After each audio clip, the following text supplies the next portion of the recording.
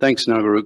I watched Nak grow up here, and last summer, my wife and I traveled 100 miles up the Chip to your camp, and I got to see firsthand extraordinary piloting skills and hunting skills, and fascinating visit your camp up on the Chip River. Some of the most beautiful country you can imagine, but that was a wonderful experience. Thank you. So I think we're going to open it up to questions, and we can take some from the audience now. And Richard, if you have something you'd like to add right now, please do so. But I think we heard three very, very interesting presentations. And again, I think it's this, we've heard all morning, this connections with the community that really richened the science here, improved it drastically. I'll talk tomorrow about counting bowhead whales here, and how it was absolutely imperative that we learn all the Inupiaq skills in order to simply get on the ice and effectively work. So thank you. Let's have another round of applause for our panelists. Those are really excellent talks. Okay, so Todd Sformo, I know you have a question. You usually do. No, I'll just open it up generally to anybody who wants to ask the panelists a question about community perspectives on science, or anything, even from the morning session, if that's useful. Thank you.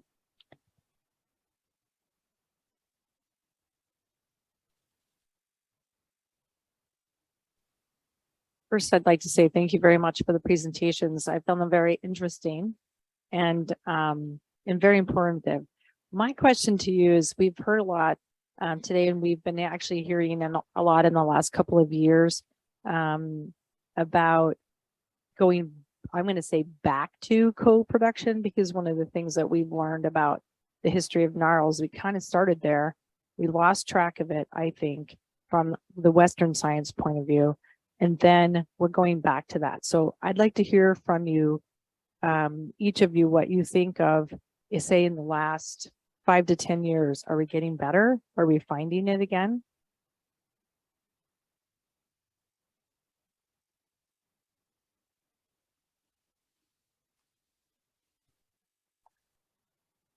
Just from my observations from the North Slope, Northwest, just ICC Alaska leadership, I've noticed just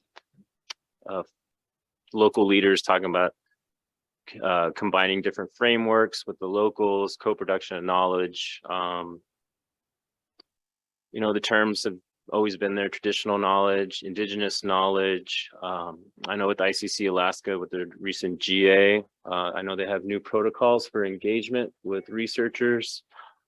I'm already looking at some people that were already in there during that process the past year. I know Nicole was in there. I believe Roberta was in there. I'm looking at you and others. It's sort of hard to see. But I feel like in the past 5 or 10 years, I just feel like it's getting better, takes time.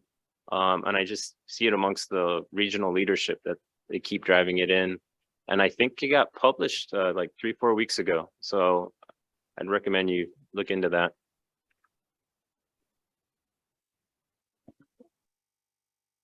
Go ahead. Well, I'd like to make a quick comment. That's very good observations. We heard early on Simon Paniuk and Lawrence Irving were publishing papers back in the 50s, and then that sort of disappeared for a couple decades. Until I would say maybe the late 70s, early 80s. And that's another story. But I talked to Dave Norton about that, and he said, I wonder if it's a casualty of the Sputnik era. This is kind of how he put it. And that is that suddenly interest in natural history and natural sciences, these sorts of things, got eclipsed by intensive science and engineering. And if it wasn't done on a computer, it wasn't valid science or something. But anyway, it's an interesting thing. But I think you're absolutely right that tradition of co-production didn't vanish, but it was eclipsed for a couple decades, and then now I think is an integral part of a lot of the science that's going on. So I was just gonna add too, I think that I would say when I started the UIC science, we were a logistics provider, right? You're gonna go up, you're gonna give us four-wheeler and a snow machine and things, and there was a little bit of organic interaction there, but nothing real formal, right, to bridge that. And we had to kind of, and I don't even know that we did this deliberately, and maybe it was by chance again, but I noticed that there was that gap, right? Once I started to read the history of ARL and NARL, there was that gap in that research. Meanwhile, right down the street, the North Slope Borough Department of Wildlife, that's what they do, right? They pioneered it, grown it. If you want an example of how to do it, talk to Craig, Nicole, Tucklick, Robert Saddam, all those guys. But, right. Yeah. But so, and I think that folks are doing a better job of trying to reach out. And I do think that folks genuinely, most of them want to do things right and want to reach out. But on the other side of that token is we need to be ready for that engagement. And we need to be ready for those questions that might come up. And then maybe they're not relevant, but maybe they are. In order to have that conversation and find out those things, you need to be able to have that communication, right? So those lines, when we need to be doing this more than once every 25 years, I'd say, here in the different villages or in Barrow or in these these zones where folks don't have to leave home or don't have to leave their subsistence lifestyle to be able to provide that contribution, right? So more of this would be great to facilitate that communication. I'll chip in a few thoughts on this subject too. So it's perfect timing. As every research proposal probably asks a researcher how they will elicit traditional knowledge, respect traditional knowledge. This all stems from kind of a code of ethics about research that was developed, I guess, in the 80s, right after this Arctic Research and Policy Act, I think it was 1984. Anyway, it was the rules of the road that basically said to respect and give credit to and work with, and a whole bunch of nicely worded instructions. And then then became this effort about consulting with local experts or obtaining the consent of the local tribe, and it can become, whether it's a road project or a science research project, a check the box kind of initiative, when the person who represents the tribe might not be the local expert whose in-house local expertise you desire would be the most beneficial. You might miss the boat entirely if you just adhere to checking the box mentality, I think. And then on our side, I mean, as a community member, if someone hangs around long enough in our community that they become more like us than like an outsider, and then we work with them, we start sharing more openly. Or if we recognize a goal is so important that it transcends these differences that we have, then we'll give all kinds of information. Or if you're learning from an expert, a local expert, and you're just in line, get in line like all the kids have to do to learn from their elders or their uncles. I mean, but each one of those is a long effort. It's a lifelong effort. And I think one of the best people that embodies it is Craig. But it means sustained connection. And chances are that your research funding is a 2 or 3 year window, doesn't allow for that kind of interaction. So there's a built-in defect in this whole process, unless you're going to hang around long enough to let it happen naturally, because everyone's in line. Everyone is learning from the people who are older than them in all ways, and just so you need some time, but it provides for some humorous interaction too. I mean, there's so many funny stories, but one of them is my own. And so I got involved in a sea ice research program. It was a PhD program. And the person who was responsible, two people responsible for it were Lou Shapiro and Willie Weeks. And Nettie, you remember those guys from the Geophysical Institute. And the best, Willie was the best physical properties of sea ice guy that the country had, and a world expert. And Lou Shapiro was a friend, an alumnus of NARL, and studied real mechanics. Like if you're going to break a board, you measure its Young's modulus. And so they offered me this opportunity to study ice. Well, for me, I got to go home. And then I kind of sat on my people. I sat on my collective laurels about, oh, I already know a lot about ice.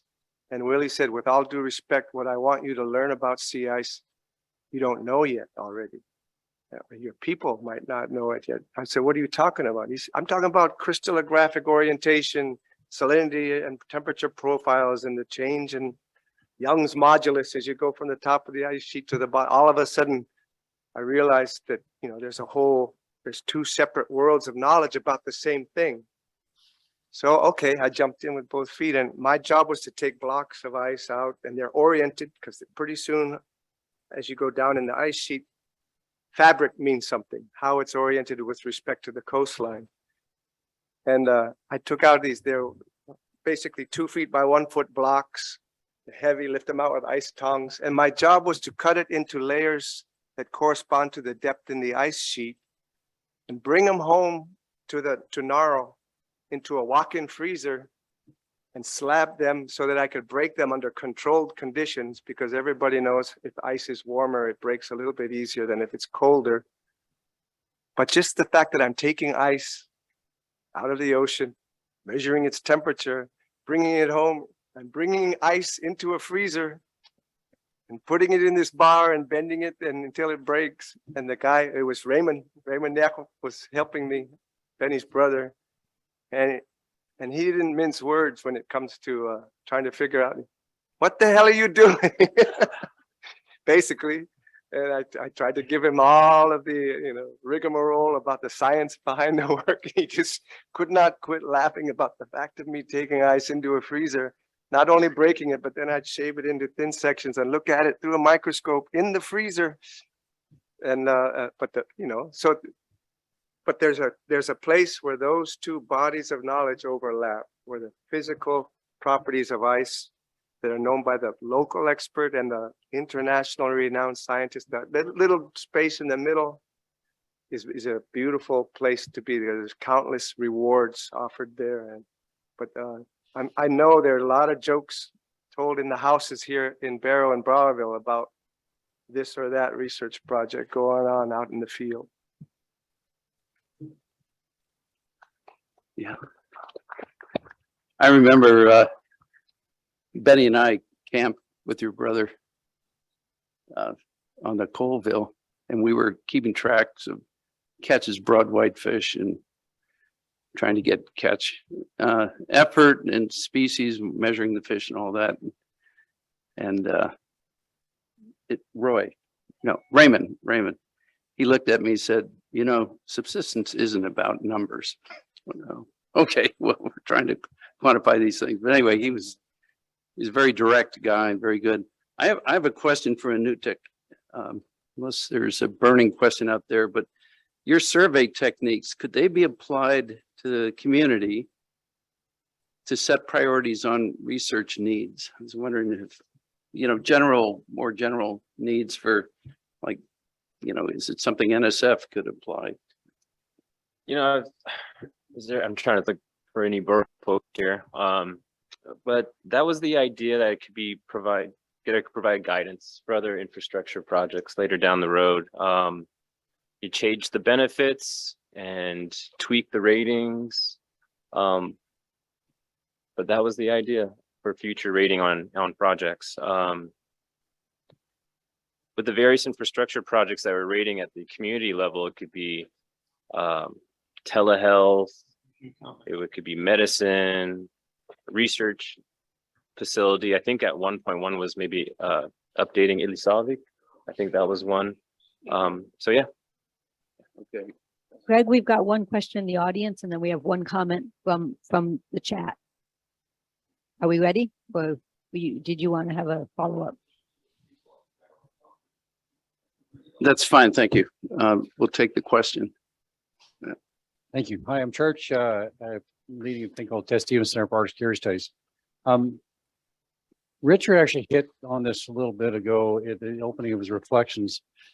And I keep thinking about strategically 25 years from now, are we, the collective we, especially those folks that are leading in government, NSF type activities, building enough strategic patience, allow the research to be done in a thoughtful, collaborative, co-development construct. And to me, the time is the biggest challenge to that.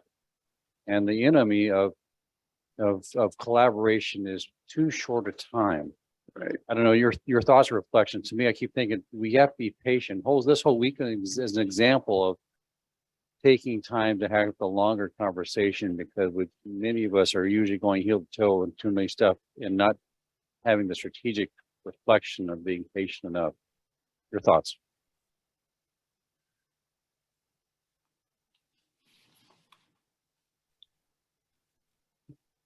Like, to add to that, I'd say, and I think Barrow or Kelwick is kind of an outlier, right? Because we have had this long history and experience doing the support and providing the support that we have over the years, whether it was formally or not, right? And more formally now. So I would say in that context here, I would say we do have the time, right? We obviously started in, the first International Polar Year, 1881, 1944, ARL, right? So I think that we've proven that we have the time, we have the patience to be able to stick with it, to try to make it better and to try to formalize it so that maybe going forward, it's not so much chance, it's just the way that we now do things, right? And I think that's going to be the challenge, is how do we get from how it has been chance to now it's formal, right? This is the process for working in Indigenous communities, and this is just what we do. And maybe, so I think there in some other areas, right, I think the work is really cut out for whoever's working in there, because they haven't had those years of experience, they haven't built that relationship. But there's no better time to start doing that than right now, right? Because the time's just passing us by, and if we don't get that started, then you're not finding those opportunities as they're presenting themselves.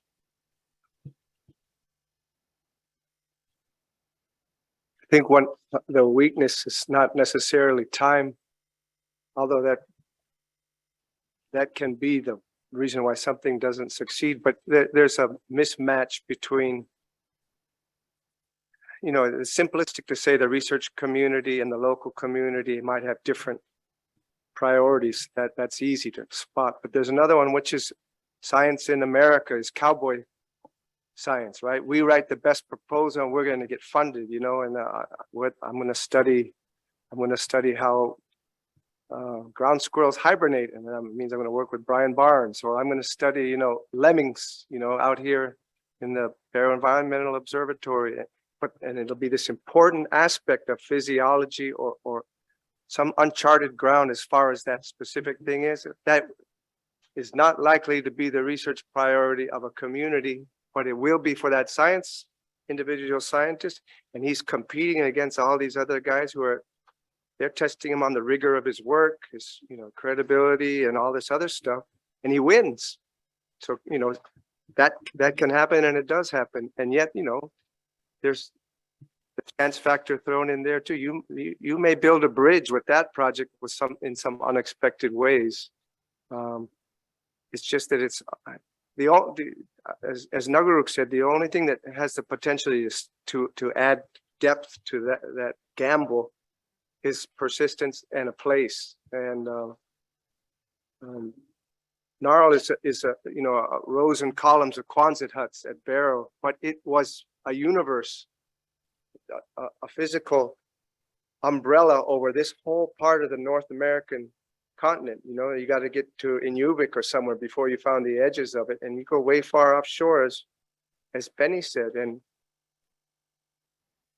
to be able to recreate something like that, or even portions of it, in a sustained manner is to capture or to escape this thing of time and research discipline, and to create a persistent foothold in this part of the world it's of great enduring value. And I mean, way beyond one city and one discipline. I mean, it's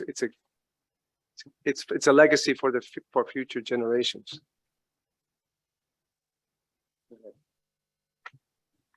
I think to add on that, I think what I've learned in the short time I've been at the Department of Wildlife Management is being able to have a space two doors down from a biologist, a seal biologist, and having, you know, like Billy Adams or other great indigenous knowledge holders be there in the conversations to kind of develop the questions together. And it just sparks once those conversations happen. So I think what's unique is, I think, maybe trying to create the place for other disciplines to have those kind of moments that Craig and Richard were sharing about the ICE project, or when he was counting, what were you counting? Oh, go ahead and, and they were like, the numbers aren't important for subsistence. I think it's those kinds of moments and thinking about what contributes to that, that create the really cool research projects. So. Nicole, if I could follow up, could you, I think the audience would find it interesting how you research priorities at the Department of Wildlife Management, and maybe how the North Slope Borough Fish and Game Management Committee sort of loops into that. Sure, I could share a little bit about that. So our department has a Fish and Game Management Committee that has a representative from each community across the North Slope. So a hunter representative or a traditional knowledge holder that comes and shares their priorities with our department. And we take their guidance really seriously and kind of the work that we do. So, and those kind of interactions with the biologist and the staff within our department really steers, you know, what we do at the department and our mission and goals and objectives. So does that help, Craig? Yeah, thank you. We actually have some other, I think Andy Mahoney has a question. And then we've got one online. Yeah, thanks, Craig. I'm Andy Mahoney, for those who don't know me. Just to add to the point about how you overcome the challenge of the time restriction, these relationships, time is the limiting factor to a lot of that. So one way to promote that is to allow scientists as early as possible in their career to have that opportunity. I was very lucky to come here as a student and get to go out on the ice with indigenous experts and see that as normal. That was how research was done. And so I know you guys are thinking about the Kenny Tuvok and Max Brewer Research Award for students. I think that's a great way to bring more students in and normalize that. And a comment that Margaret made about getting out on the ice, even if you're only there to chop ice and make coffee, I think that's a great opportunity. So maybe the lucky students who win this Kenny Tuvok and Max Brewer Prize, perhaps they could also win the opportunity to go out and cut the ice and make coffee for a whaling crew on the ice, or just making more opportunities for students to get to learn that way and understand, normalize that approach to learning about the environment in addition to their academic studies from the university. It's an excellent point. Sort of learn by, the term malik here is to follow, and that's how you learn by malik. Mullicking. You can't add ing to Mullick, but you hear it used nonetheless. So this is from Linda Brewer. This is Max Brewer's daughter. My father, Max Brewer, often said that the early Western scientists would simply not have survived without the guidance of the traditional scientists. For example, he told the story of the British Transantarctic expedition, Wally Herbert, right? In 1969, where they were offered a traditional scientist, Pete Savalik, who's one of the greats we've heard a lot about, to accompany them. And they said, no, no, no, we're fine. My father told me that he and Pete waited about 2 weeks, and then Pete went out to where the British team was at the time, who were then in pretty rough shape. Very casually but enthusiastically, they welcomed Pete, who set them straight and their camp to rights, and then guided them in their survival. So this is a beautiful example. It came in. That's Yeah. really interesting. So she actually grew up here, as I understand it. Yeah, Max raised a family here, like many of us did, and had an, you know, had a huge impact on the lives of a lot of the folks that grew up here, like you have. All right. Any further comments or questions? There's a story, Craig, of John Kelly, Kenneth Tuvok story that follows that same pattern. And Kenneth told me the story, and I remembered it in only the way he can tell it, but it has to do with John Kelly wanting to leave Narl and go offshore the point to collect trace gas samples from the water. Kenny's in this summertime, it's about this time of year, Kenny's been watching the wind and the current, and he knows the storm's coming.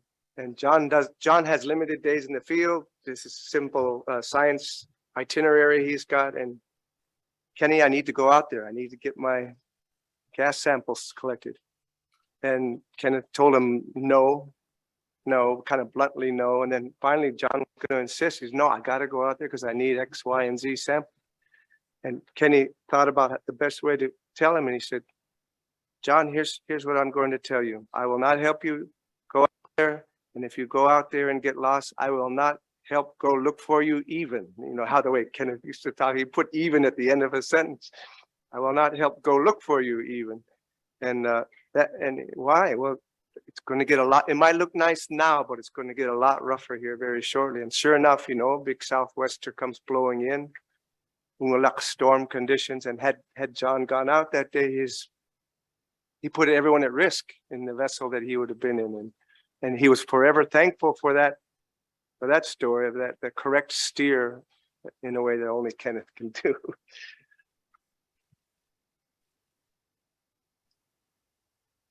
What's that? Yeah, I'm sorry. You do have?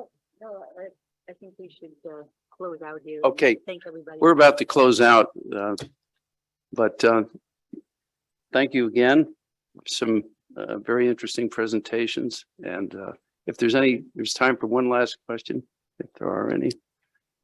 But I hope people got the sense of the importance of community involvement in both the design of study. We've heard many cases where local input on study design, like in the case of some of the work we did, it set us 100 years ahead of all what we would have to do to prepare to do it properly. So, well, thanks. Let's have a final round of applause for the panelists.